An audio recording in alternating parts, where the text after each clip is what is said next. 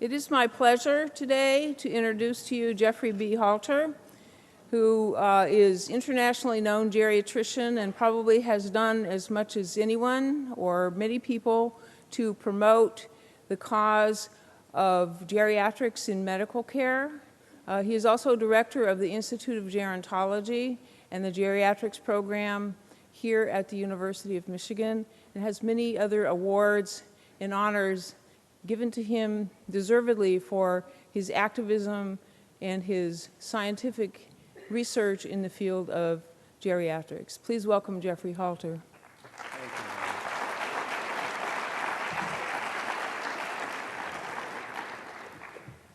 Thanks so much for organizing this wonderful symposium. It's great to be part of it, and I particularly want to acknowledge the fine presentations earlier today and the participation by so many people from other institutions to help us deal with a very challenging topic. This slide is, first of all, I slightly modified my topic to make it plural, and I'll be summarizing as I go along what I think some of the crises are. I think I'm kind of here to maybe give the bad news. You've heard some good news about aging and some of the challenges we face, but I'm a physician, a geriatrician, and I deal with the problems that people have accumulated over their lifetime, the health problems they've accumulated over their lifetime, which continue to be tremendously vexing and challenging for us. This slide is to remind all of us about the heterogeneity of the elderly adult population, which I'll be talking about a little further as we go along. Now, what I won't be talking about is life expectancy from birth, which you've heard some about already. This lovely baby was just born a few days ago to one of our staff. And some of what we've been talking about, and we'll talk about a little more the rest of this program, is what kind of future this lovely Khmer will face as she grows older, and I do hope that she decides to enter the healthcare workforce, because that's one of the things I'm most concerned about, as we'll get to towards the end of my presentation. So what are some of the crises and challenges that we face? And the first one I've suggested already is the number and diversity of older adults, and you've seen a lot of the demographics already. For me, though, this is about patients, and I thought I'd just start at the individual level and tell you about a patient, a 78-year-old woman who presented to our clinic with low vision. Her complaints included decrease of vision and arthritis pain. Of course, as a physician, I didn't really pay too much attention to either of those, which I can't do much about, but I was very concerned about her diabetes mellitus, her coronary artery disease, her hyperlipidemia, her history of transient ischemic attacks from cerebrovascular disease, and her hypertension. She also had osteoarthritis and the macular degeneration, which was of her retina, which is causing her visual loss and decline. She had poor markers of medical care. Her hemoglobin A1C, a marker of overall glucose level control for her diabetes, was at a high level, well above our targets. She was not checking her home glucose levels. Her blood pressure wasn't too bad, but it was a little higher than our guidelines call for and our targets to prevent cerebrovascular disease and coronary disease and so forth. Her LDL cholesterol level was too high. She didn't quite make the cut for obesity. Her BMI was 29, but she certainly was overweight and close to that arbitrary cutoff of 30. She was taking multiple medications, insulin. Remember, she has vision problems. Insulin, some medicines for high blood pressure, a relatively low dose of a statin drug for the cholesterol. She was on an aspirin, good thing for her to use. a medicine we don't like, particularly for arthritis, and something for constipation. She had good mental or cognitive function in our screening mini mental status exam. She was independent in her ADLs, or activities of daily living, but she was starting to have difficulty related to her low vision. And her social support network was not great. She was a widow, no children. There were some neighbors that were helpful. So we developed a care plan. This is a challenging patient, and we addressed a number of issues. We have a wonderful team of healthcare providers. You can hear more about it this afternoon in the clinical geriatrics presentation by Dr. Blom and colleagues. We had a nurse expert in diabetes who worked with the patient on her blood glucose monitoring and helping with some low vision aids to do that. We sent her to a dietitian to get some advice about how to deal with that. We have a pharmacist in our clinic to help us with medication management and coordinate right dose, right type, and so forth. We referred her to our low vision clinic. She got involved with rehab for the blind. A key participant in coordinating care for her was a social worker from our wonderful social work staff. We referred her to physical therapy for osteoarthritis and her joint problems and adjusted her medicines. So this is one patient, a team of healthcare providers all brought together in our wonderful clinic to help this patient, which I think we did help this patient. But the time, effort, cost of doing so is substantial and raise many challenges for us. Now, diabetes, which is my favorite personal topic, and you've heard a little bit about that as a common health problem in older people. This is how common it is. Its prevalence rate is in the range of 20 to 25% in older adults. Big challenge with many effects on people's health. Now, I want to shift gears slightly. You've heard a little bit about inequalities in health and inequalities in care services. I wanted to highlight this as one of the other issues that we face in providing medical care. And this is a analysis that I'm not fully familiar with, so somebody may have to correct me, but it has to do with inequalities in education as predictor of mortality. That's what the upper part of this is. And this is for men and for women. In different countries, and if you can't read them very well, it's basically different countries in Europe.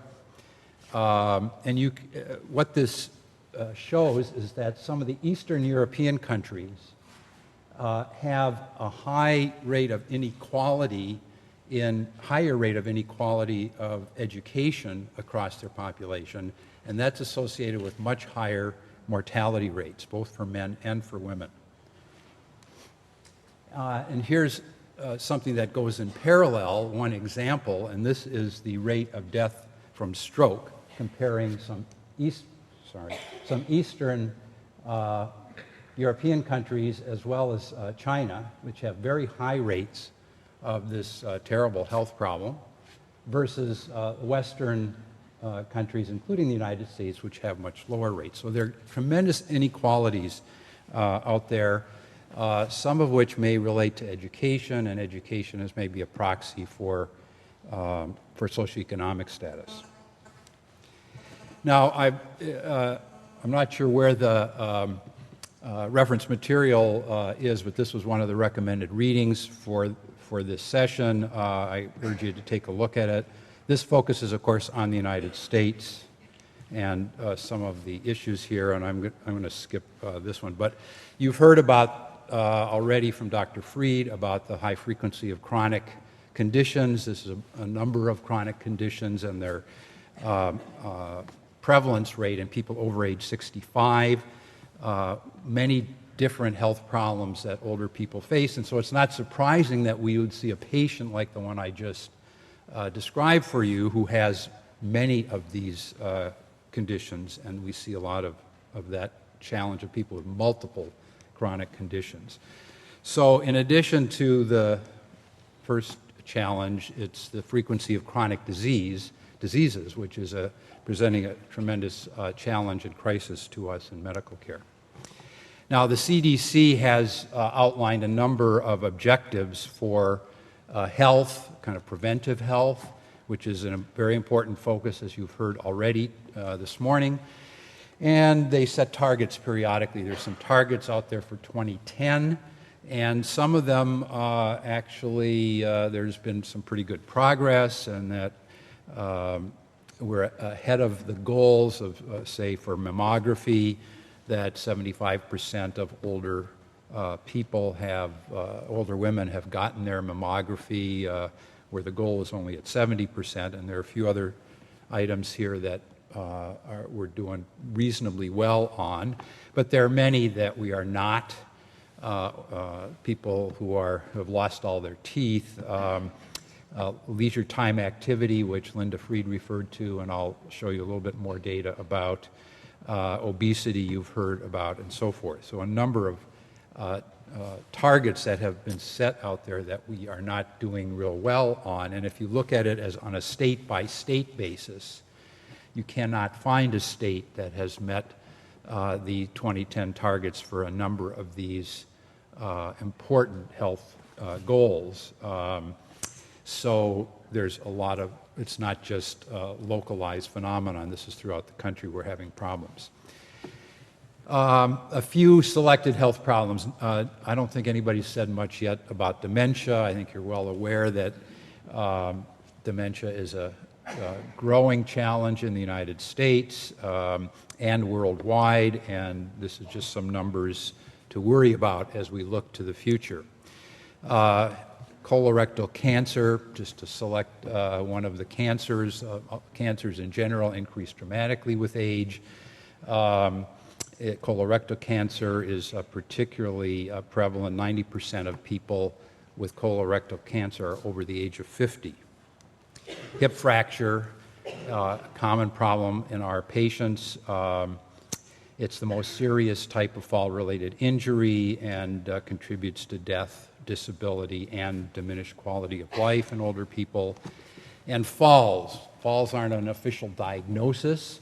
They're what we might call a geriatric condition associated with frailty that you heard about from Dr. Fried, leading cause of injury deaths in older adults, accounting for almost 43% of all unintentional injury deaths in this age group, and also the leading cause of non-fatal injuries and hospital admissions for trauma. So, another challenge. Age-related diseases and conditions are increasing in frequency and prevalence.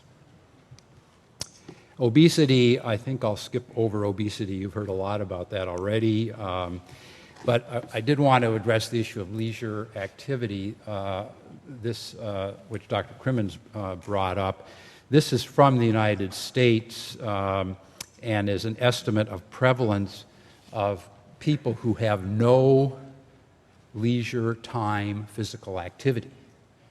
They're not doing any physical activity during the time they have available to do so. And you can see that by age group, the percentage of the population that does no leisure time physical or reports no leisure time activity increases dramatically. Over 1/3 of people over the age of 75 are essentially inactive in the United States. This was the target that for the whole population that the CDC has set. So we have a long ways to go. And if you think about why are people obese, in addition to all the food that Dr. Olshansky showed you, it's that in combination with low physical activity. And I will skip this. So on the other hand, there are people, older adults who are active, who are not obese, who are smiling and healthy. So there are some things to be positive about. In terms of some of the demographics, I wanted to give one set of numbers related to our own population here in Michigan, which I think is somewhat illuminating. We're not a rapid growth state, at least so far as you know, and you can see that there is some projection for growth between now and 2030, modest increase in our population.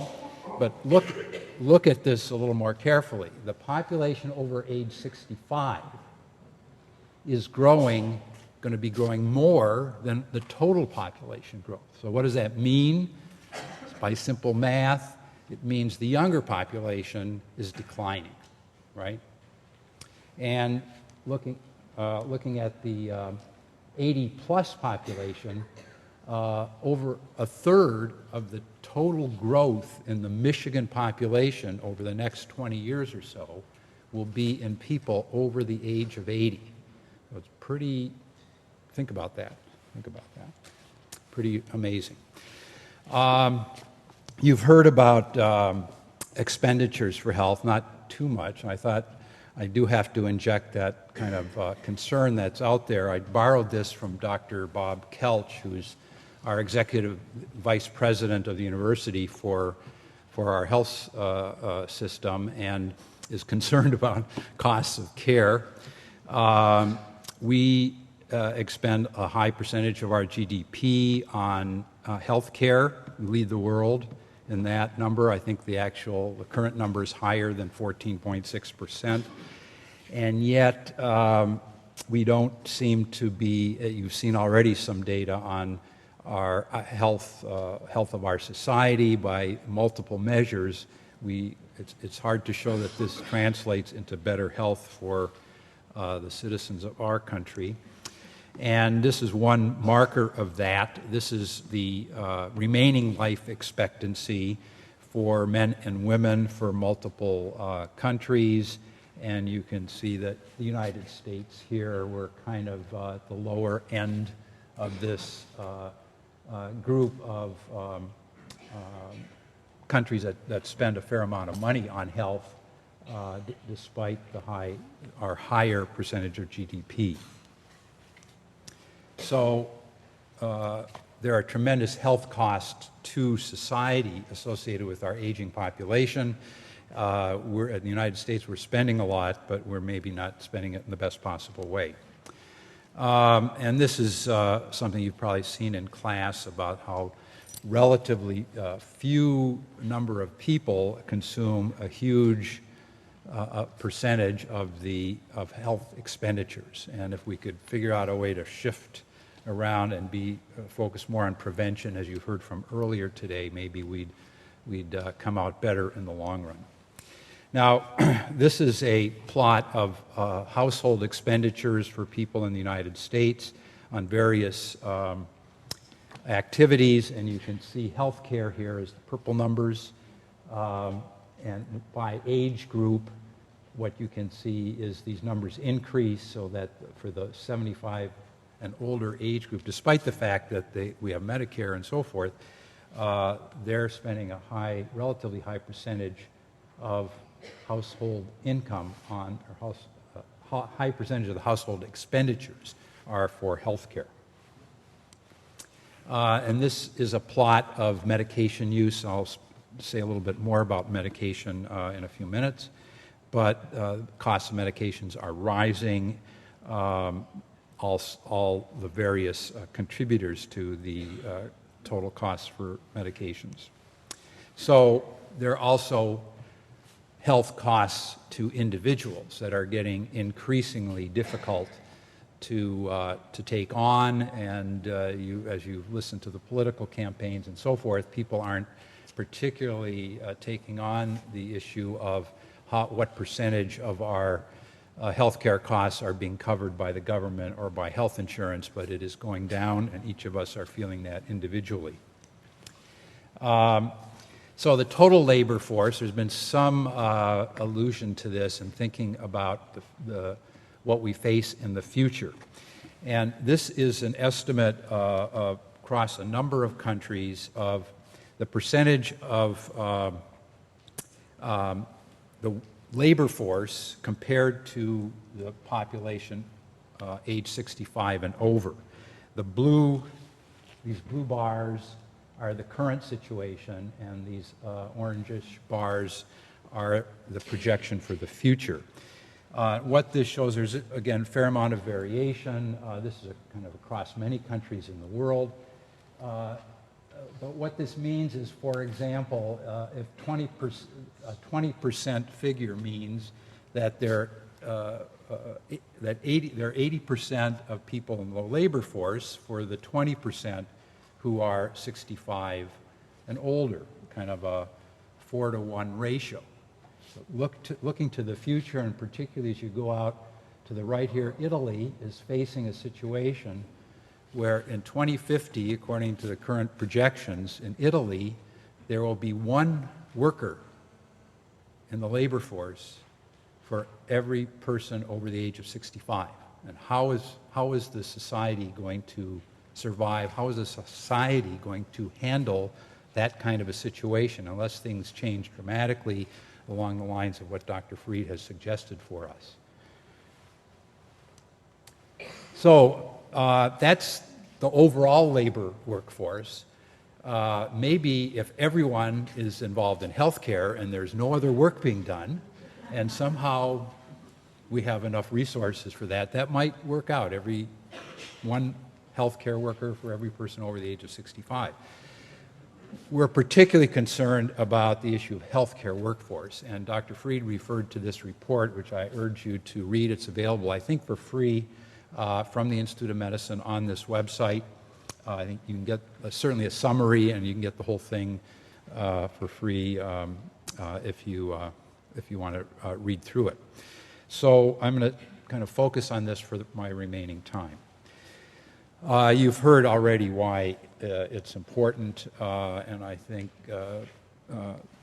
just emphasize here that the current 12% of the over 65 population is using by far disproportionate amounts of health care already. Just to reemphasize that older people have a lot of disability. This is the prevalence of some limitations in activities of daily living. Illustrates that diabetes, as one condition, it increases the rate of disability compared to non-diabetic people of the same age. We know that we can do some things to prevent morbidity in people with diabetes. And I'm getting back to this issue of what kind of effort is needed, the kind of team approach that I emphasized with the patient I described for you. We know that if we intervene for vascular disease risk factors, such as those I've listed here for you, that we can have an impact on outcomes in people with diabetes. However, we also know that we're not doing a very good job in the United States with our current high expenditures on health care and so forth. We're not doing a very good job at reducing these risk factors, and this is one analysis comparing progress from the early 90s to the end of the 90s in several markers of good diabetes care. One is the overall level of glucose control as measured by hemoglobin A1C. Another is achieving blood pressure target. Another is achieving cholesterol level under target. And these are the individual risk factors, the percent of adults with diabetes who, the percent of adults in the population, this is not just diabetes, the percent who achieve these goals. But if you take them all together, the percent who are good control for all three is very small. Not a good report card. So delivery of quality health care is another crisis that we're facing. There are quite a number of things that we know work, that we can deliver if we do it right, but we're not doing it right. This is to demonstrate for you that an intervention strategy can work. And there's a lot on this slide. Basically, this was a study in a modest number of people, about 150 in each group, was done in Europe, comparing an intensive team intervention for diabetes care, multifactorial, and affecting multiple of these measures, the control group versus the intervention group, and there are modest reductions and improvements in these various measures during an intervention. And the time frame here is there was an 8-year intervention. This is not just 6 months or a year, it's for 8 years. And then they followed people for another 5 years after the end of the intensive intervention, and as one might expect, just about every measure returns back to the control by the end of those additional 5 years. And the improvements here were modest in these various measures of good care. The outcomes were good, but it took 10 years for the mortality improvement to become apparent, and the reduction in cardiovascular outcomes was apparent somewhat sooner. So good outcomes can be achieved, but it requires, at least with our current tools, an intensive kind of intervention to be even moderately effective. Now, this is a woman that you may think is going to the grocery store to get her food, but she's actually going to the pharmacy to get her drugs. This is her list of medications, huge numbers of medications for individual patients create a tremendous challenge. This is a list of kind of a standard group of list of medications for a diabetes patient, like the one I presented to you at the beginning. But people don't have just diabetes. They also have osteoporosis, hypertension, and coronary artery disease often go together, heart failure, chronic lung disease. Each one of these health conditions, if you follow the guidelines, if you do what we know works for the individual problem, each one of these is a multi-drug intervention program. So it's not surprising that lots of older people are taking many medications, and this is just one small experience, clinic experience. 14% of these older people with diabetes were on 10 plus medicines. And think about the challenge of trying to accomplish that, even if you're pretty healthy. So we're trying to keep a positive attitude about aging, but as a healthcare provider, it is a tremendously challenging problem. Our workforce is currently inadequate. The number of geriatricians is not enough. The number of geriatric psychiatrists, less than 1% of nurses and pharmacists, and less than 4% of social workers specialize in geriatrics. There's some reasons for this, some of which are potentially fixable, maybe all of them. Let's talk about direct care workers, the people who provide hands-on care for our older adults. 71% turnover in nurses' aides on a yearly basis. It costs money to get retrained, but what do people get paid to do this important work? $8.54 an hour as of this analysis, compared to what they might gain working at McDonald's. They're likely to lack health insurance and be on food stamps. These are our direct care providers for our older adults, and we don't have enough of them. In general, our professionals receive little training in the common problems of older adults. Direct care workers,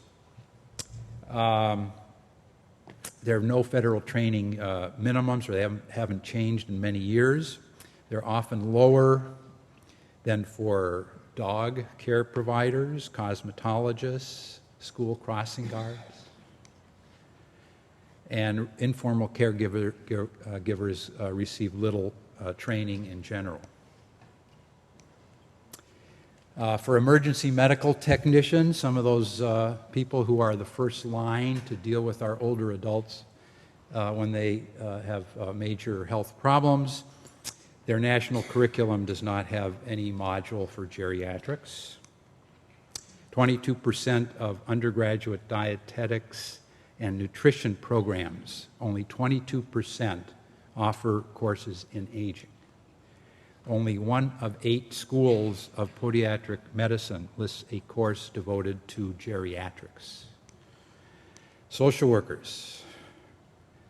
40% of social work schools lack faculty in aging. And this is from this Institute of Medicine analysis from this year. It's published this year. So this is not 10 years ago or 20 years ago data. It's what's currently available. Our own Dean of Social Work, Paula Allen Mears, who just retired from that role, was a member of the committee that wrote this report. 80% of Bachelor of Social Work programs have no coursework in aging. 29% of MSW programs, only 29% offer an aging focus. Of course, we're fortunate that ours does. Inadequate healthcare workforce is a huge challenge that we face even right today, and the future does not look bright. So change is needed. What the Institute of Medicine report recommended is a three-pronged approach to building capacity to enhance the competence and geriatrics of the general healthcare workforce in the common problems of older people. We need to do that. We need to increase recruitment and retention of geriatric specialists and caregivers. And we have to develop some innovative models of care that allows us to deliver what we know can be effective. So these are tremendous, there are tremendous opportunities here to change the way we deal with older adults in our society from a healthcare point of view, and I hope all of you are ready for the work that's needed to get these things done. Basically all health professionals should have training. I'm going to skip over this.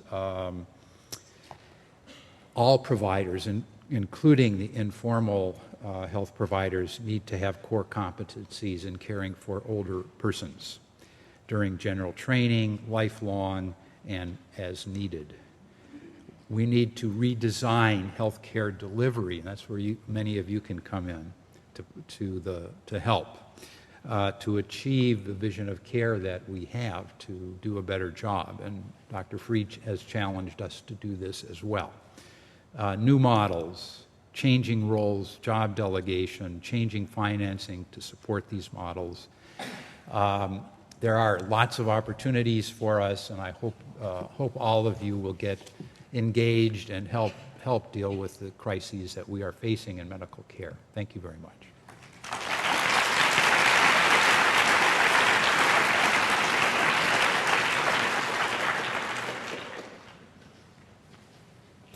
Thank you very much.